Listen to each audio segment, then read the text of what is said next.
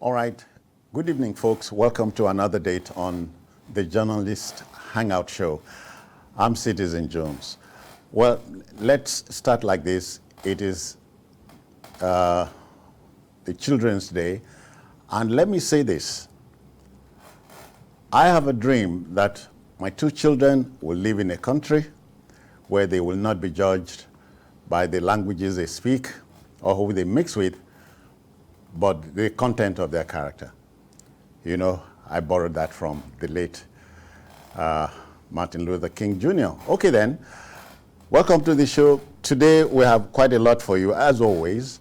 We have the story from the passage of Osinachi Nwachukwu, the gospel singer. And then, of course, Adamawa State is a state where we can say a lady has broken the glass ceiling.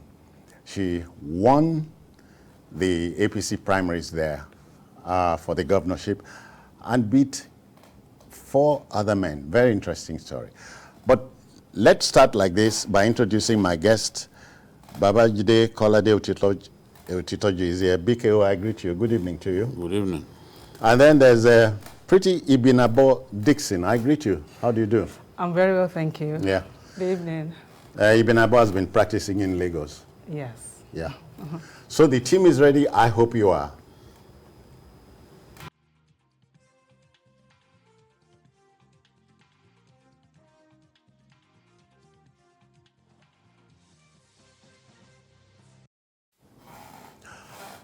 We begin on a very sad note. The passage of gospel music artist Osinachi Nwachukwu on March 31st came as a rude shock to not just the Christian family in Nigeria, but to a cross-section of folks who were wooed by the talented gospeler.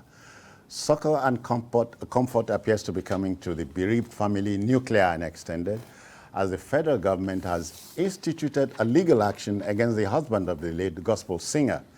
The Attorney General of the Federation, you know him, has slammed a 23-count charge against Peter Nwachukwu in accordance with sections 104 and 379 of the Administration of Criminal Justice Act 2015. Jide, if you ask me, this is a clear example of poetic justice.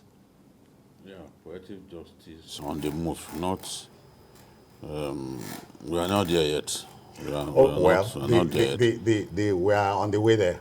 Yes, that's the point that I want to make. We've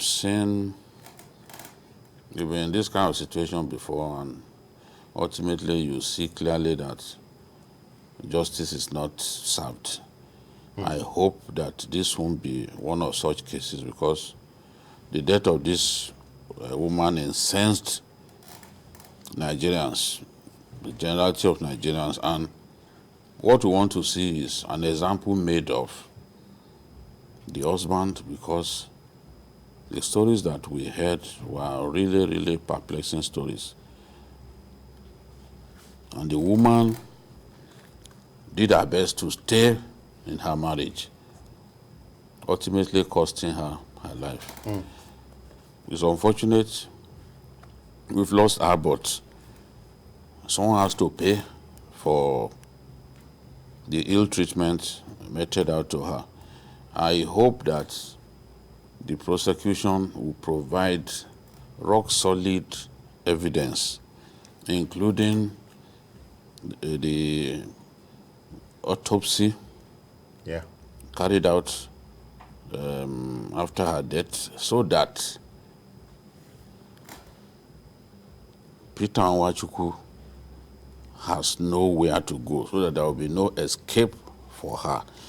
I really pity the woman and members of the family, but I think that in all of this, we can learn some exemplary lessons.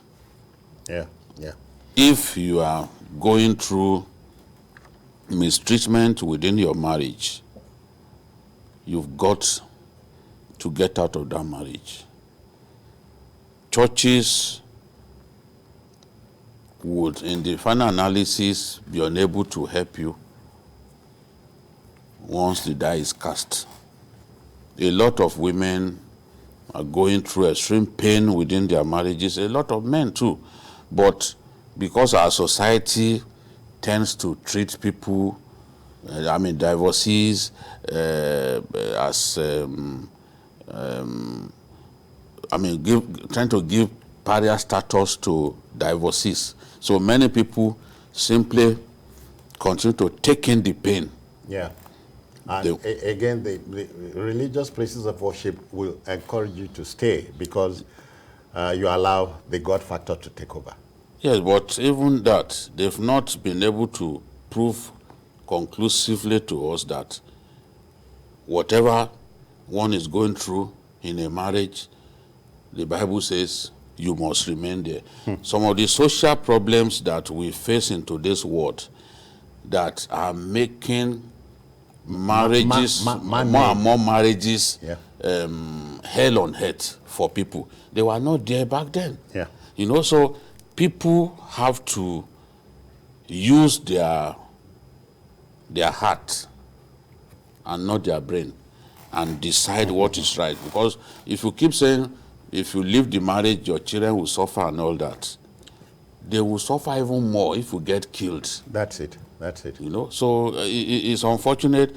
All of these things that they've stated here in the charge sheet were stories that we had immediately after this woman died. So we are being told now that after extensive investigation that the federal government has found that all of those things that we were told that some people thought were just mere stories, which tells me, Jide and you, that a prima facie case can be established. It can be established. I'm eager to know what the coroner came up with, because it's going to be a very, very useful, valuable piece of evidence. You know, beyond a lot of what is here, circumstantial and all that, you can't really grip him with it. But if indeed he kicked the woman in her belly and she didn't recover from it, then he has to pay for what he has done. You know, just before we came on, Ibn Abba, we talked about not punishing bad behavior in this country. You remember Clint Eastwood, the famed American film producer, director? He was in a class where people were being lectured about marriages and so on. The pastor said marriages were made in heaven. And Clint Eastwood Jide reminded the pastor that thunder and lightning were also made in heaven. So when your marriage assumes that dimension, you know when to apply the brakes, don't you? Another thing, thank you. Another thing we have to look at is there's a problem that we are not looking at, and that is what we call Stockholm syndrome. When you are in a relationship with someone, whether it was a first one or you voluntarily go into that relationship, and this person begins to abuse you, and you allow some infiltration into your subconscious mind, telling you that you are probably the reason that you are being abused. When you continue to assimilate that into your subconscious mind, it's going to be very difficult for you to leave that relationship, because you are looking, rather than seeing yourself as a victim, you are viewing your abuser as a victim. You are blaming yourself. Yes, blaming yourself for what he or she is doing to you. And it has to do with cognitive dissonance too. That one is, let me give an example. Like, you're an environmentalist. You don't want the environment to be littered with, let's say, polythene bags.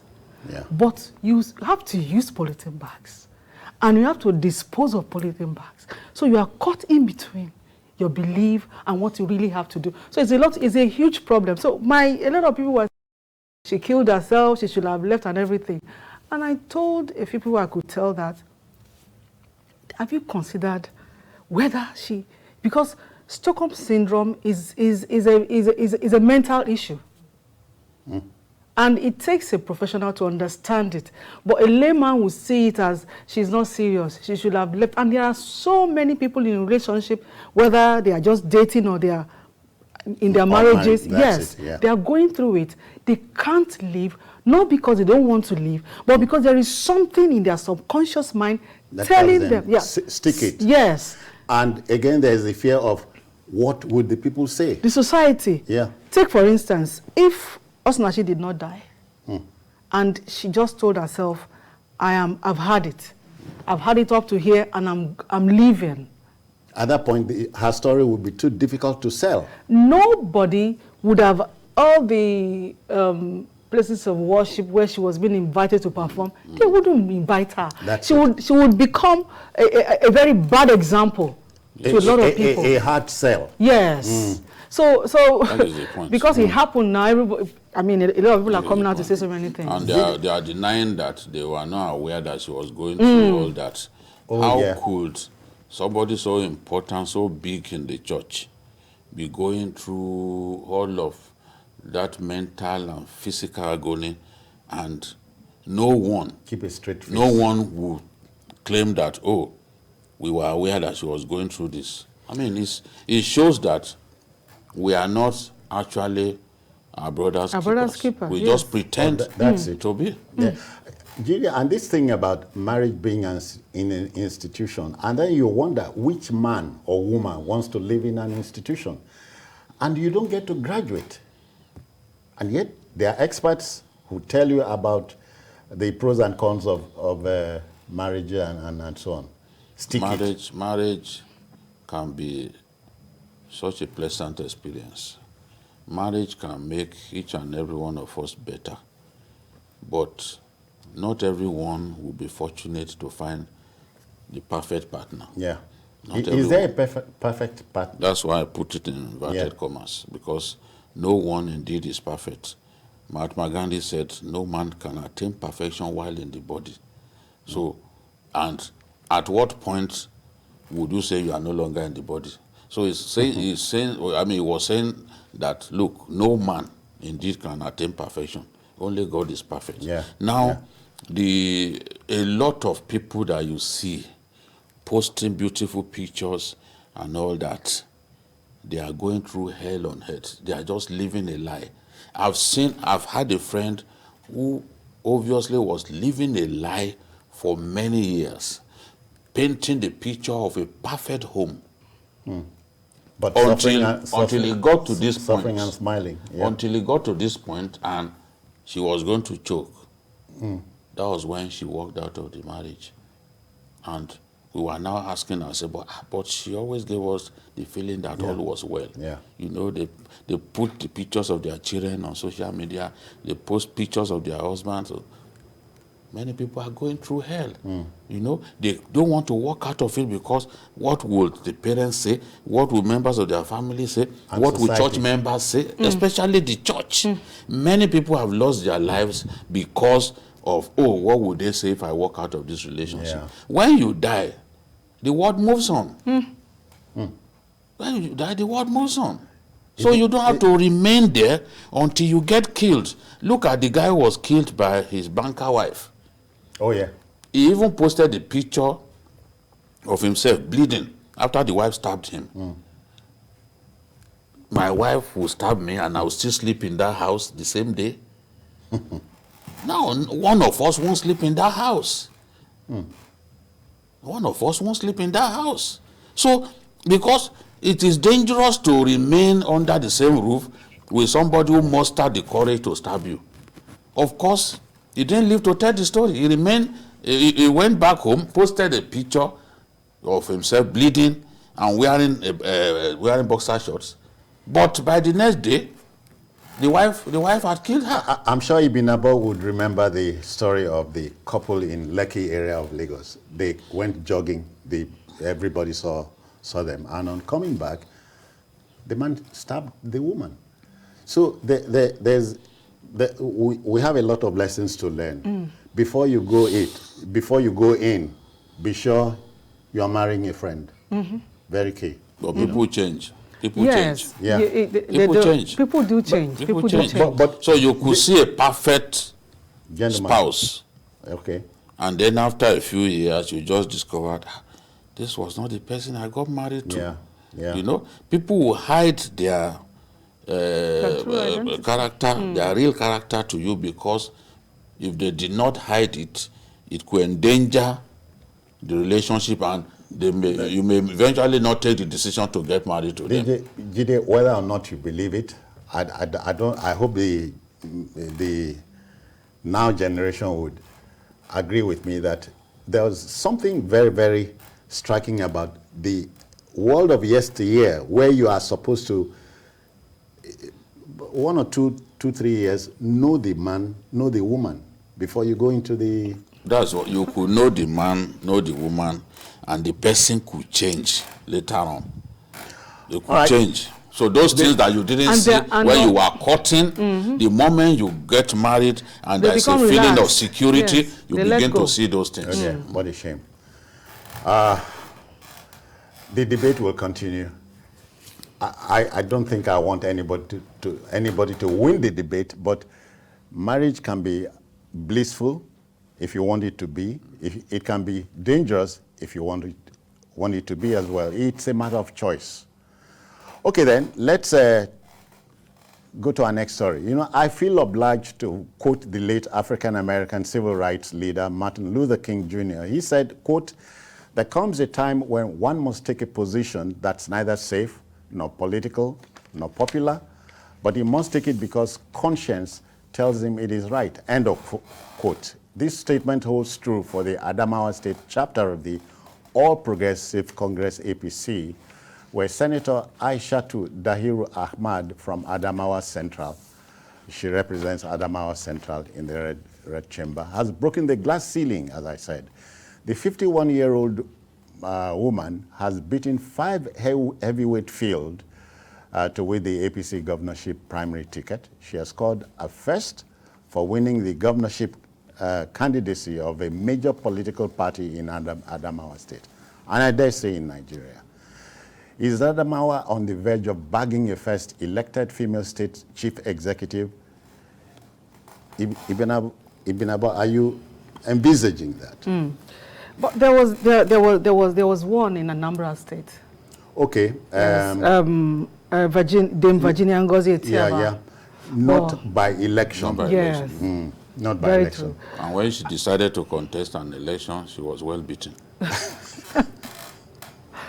So Senator Aishatu Binani, she's seasoned. She's a seasoned politician. Yeah.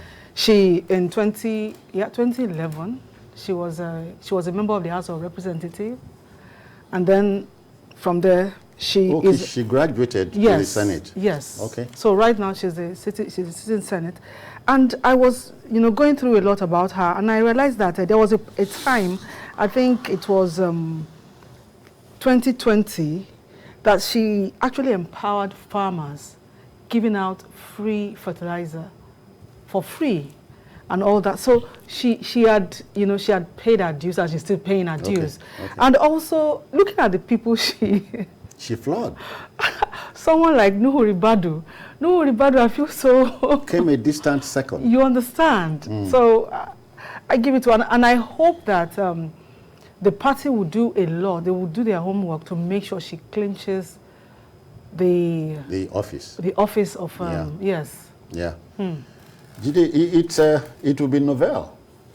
Yes, I want to see this happen. Mama Taraba came close to doing that in Taraba State. She won the ticket of the party. She pushed the PDP candidate to a rerun before she was eventually defeated. Okay. So I just hope that despite Adama being a conservative state in northern Nigeria, I hope that this time around the party will rally around her, because that is what is most important. You see, in Adamawa APC, there are too many big stakeholders pulling in different directions. That was why the party failed to win the governorship election in 2019. Will they come together this time? I'm talking about people like Murtala Yako, Baba Memongoro, his son Abdulaziz, And even the secretary to the government of the federation, Boss Mustafa, these are all big people within the party. There. And of course, the former secretary to the government of the federation, who is busy at this time working for Asiwaju's presidency. Somebody Lawal.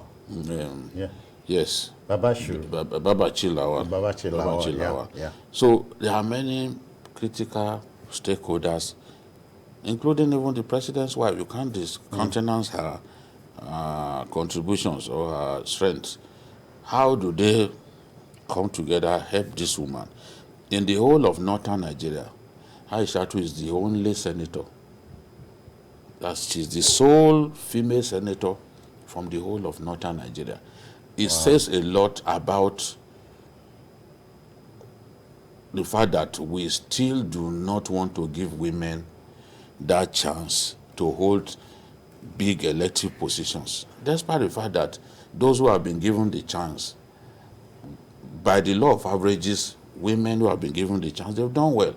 But we are reluctant, even in southern Nigeria, we are reluctant to give them such positions, to let them get there, But this woman is a grassroots politician. She's done well by way of giving to the society. There are very few people in the National Assembly who have given people empowerment the way Aishatu has done. And for her, a Fulani woman from Yola, this achievement is really great, and we can only hope that she can build upon that. But as I've said, the battle ahead is tough, and of course, facing an incumbent, is really is much more difficult than winning a primary election without a governor. Stereotyping is still the name of the game. It's tough. The battle ahead is tough, but we wish her well. We wish her well, because it is possible. Okay, then let's go on a commercial break. We should be back very shortly. Don't go away.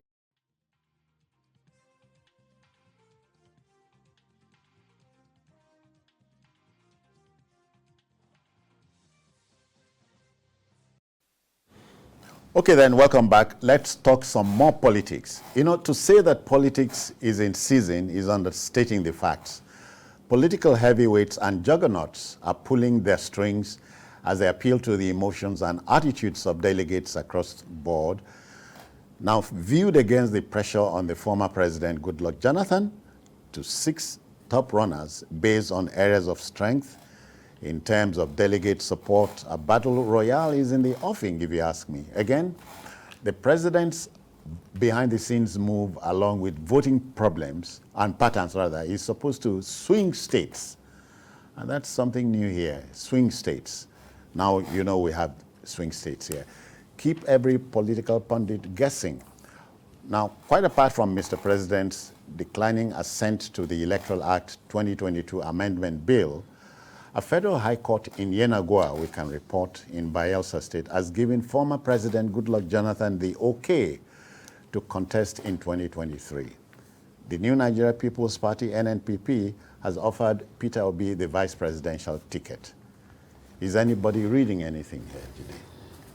Well, no one knows exactly what's going through the minds of some of the power people within the APC. There's a desperation to draft Goodluck Jonathan into the race. Some people have argued that it was to make this happen that they decided to extend the screening, because this screening should have taken place before now. So all I know is you can draft anyone you want into the race, but you have to follow the law, abide by the law. And INEC keeps saying, look, respect the Constitution, respect your party constitution, respect the guidelines. The guidelines are clear. If you waste so much time, you do not allow primaries to take off, remember that there ought to be a window provided for people to appeal, those who feel wronged. If you take away that window and people who felt wronged in the course of the primaries cannot appeal, it can form the basis to nullify all that you have done.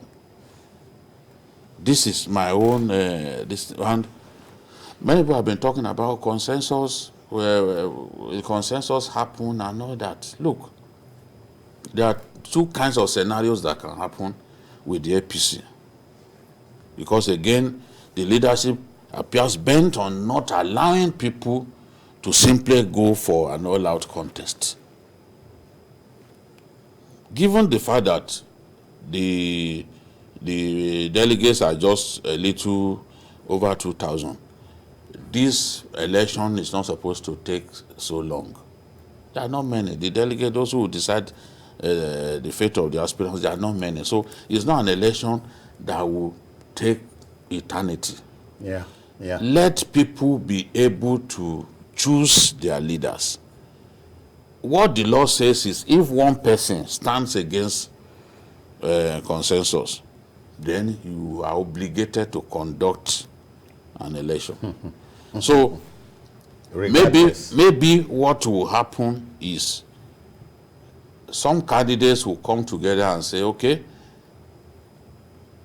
we want this person to be consensus candidate, consensus candidate of the party. One person may then say, no, I disagree. If that person says he disagrees, then all the party members, all the aspirants who have agreed to consensus can then come together as one, vote for the person that they have chosen as their own consensus candidate against the person who said no. That's it. In the eye of the law, once one person says, I disagree, you must do that election. I don't know how they want to do it, and I can sense that they've been racking their brains, if there's any such word. They've been thinking of what to do. How do we do this? How do we do this? The easiest way is those who say they are strong, they are powerful, they are connected, they are going to win. Let them go and contest at Eagle Square. Why are you giving yourself sleepless nights trying to envisage a scenario that in the end may not even benefit the majority of the people? So let them go and contest. The president, by not giving his assent, has even made it easy because there are now fewer people to decide their fate. If we had all those statutory delegates, it would have taken so long. But now there are just few of them, just a little more than 2,000. So let the contest happen. Let's know who is more popular. That's what democracy is about. Yeah. In the mix, you're talking about a former President Jonathan being a game changer. And the late Chairman Mao Zedong said, politics is war without bloodshed, while what is war with bloodshed, you know. So we are dealing with a situation that beats the pundits. What I see here is a lot of deception. A lot of deception, and I've told myself, this is my opinion actually, I said they are probably going to do something, you know, as shocking as throwing open the sales of forms as they did then. Because, I mean, you have your party's rule book. So why are you wasting time? And by the way, the next thing you're going to hear from them is, due to you know, unforeseen circumstances, the time is fast spent, so we are going to do like this and like that, and it's not going to go because they will have a lot of disgruntled members. I'm wondering if politicians are bothered about a rule book. in our country. But it is high time we begin to, charge them to it. Why am I saying this? If you, as a politician, you are very quick to discard your rule book, then what tells me that you are going to get into that office and abide by the rules governing that office? Of the game, yeah. That's why you have this problem. So, bottom line for me is, it is a deception from inception. They clearly know what they are doing. They are only gradually, it's like, how much you have in your pocket. So you're gradually bringing it out, bit by bit. But for me, the two mega parties are the mirror image of each other. And Jide, whether or not you believe it, at the end of the day, it is likely the new president will come, the next president will come from either of the two parties, regardless. Yes, it has to, given the strength of both parties, that is what is most likely to happen. But the parties, given their size, even their accomplishments, those two parties ought to set the right example. You can see the unnecessary delay, that we are witnessing. But you can bring in Jonathan, as I said earlier, just to make sure you can try to railroad Jonathan into the race, galvanize people around his candidature, but make sure that you follow the law so that the Zamfara experience does not happen. When the Zamfara experience happens, you will start abusing judges. Like one minister was calling a judge a harlot the other day. Because you did the wrong thing and the judiciary did the right thing. You then began to call a judge a harlot. The same set of people that you will still need in future. The time comes. So when people run their mouths anyhow, they don't button up their mouths when they should. Yeah. You then put not just your party, not just yourself, but your party in trouble. So all that they need to do is just make sure you are not taking illegal steps. You must conform with the law, and the law is clear. The law is clear. If the law says that you have to allow people to be able to appeal against outcomes of your primaries, you have to screen people, you must screen them. So, and there's time for all of this. Yeah. So if you squeeze yourself so hard that you did not have time, and INEC does not agree to extend, because they've been pushing for extension, and I'm like, what are you pushing for extension for? You had all the time in the world. That's it. They've been pushing for extension. So if INEC does not grant this extension and you run out of time, you have yourself to blame. But APC has to be told that it makes sense to follow the guidelines, follow what your party constitution says, follow the constitution of the country. What you said a while back, and avoid the Zamfara experience. Yes, avoid it, or the even Rivers experience. Ibn Abo, let's rub this in. It has just come, that Peter Obi on his Twitter handle has declared for Labour. But reconcile that with the fact that the NNPP, New Nigeria People's Party, has offered him the vice presidential slot. He has followers. And one of his major followers is Dr. Okukwe. And these are people who are not going to settle for VP. So they are vehemently singing it in his ears. You cannot settle for VP. So probably if he's able to clinch the presidential ticket for Labour, I'm sure it will be better for him. The IPOB had warned that no Igbo son and or daughter, if you like, must take the number 2 slot. You can't. So the Peter Obi equation here is in a dilemma.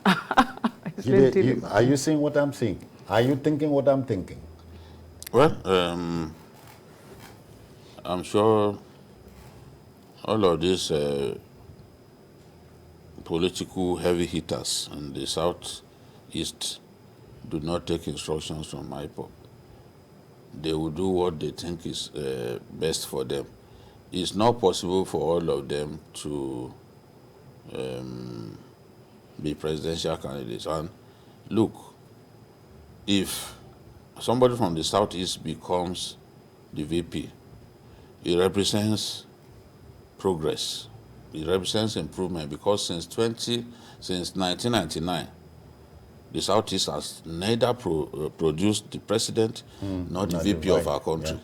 So if a Southeasterner will emerge as VP and he gets sufficiently groomed and ultimately becomes president after the president leaves office, that represents improvement. It's something that I'll be happy to see. You can't just say that they should not, when it represents something better than the past. I disagree that they should not contest for VP. Well, but again, are you able to use the word political or the phrase political sophistry regarding politics and politicking in Nigeria? It appears we are too far away from it. Our politics is a peculiar strand or strain of politics, and money has come to rule our politics. I pity Peter Obi wherever he goes.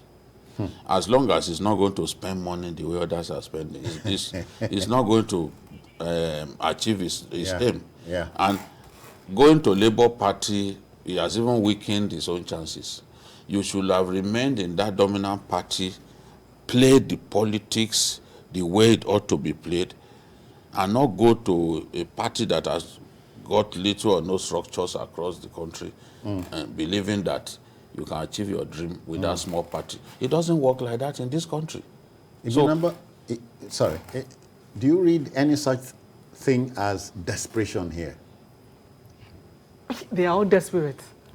Both the ones in the mega parties and Obi jumping from, he left BDP, he went to NNPP, they are offering him vice VP ticket. Ohaneze, everybody is saying no, don't accept it, and now he's eyeing Labour. He actually, the day he dropped his resignation letter with PDP, he flew to the UK to have a tete-a-tete with Boris Johnson. And, concerning the Labour Party. You're wondering what premium that I'm wondering. So what do you see? You see, Nigerian politics is money politics. You see political chicanery, you see financial chicanery all over the place. And if you can't play it like that, like Babajide said, you're on your own. No. But you know, Peter is a gentleman who talks about frugality. You know, I'll do this when I become president, I will not allow for frivolities and so on. But the Nigerian political system has no room for that.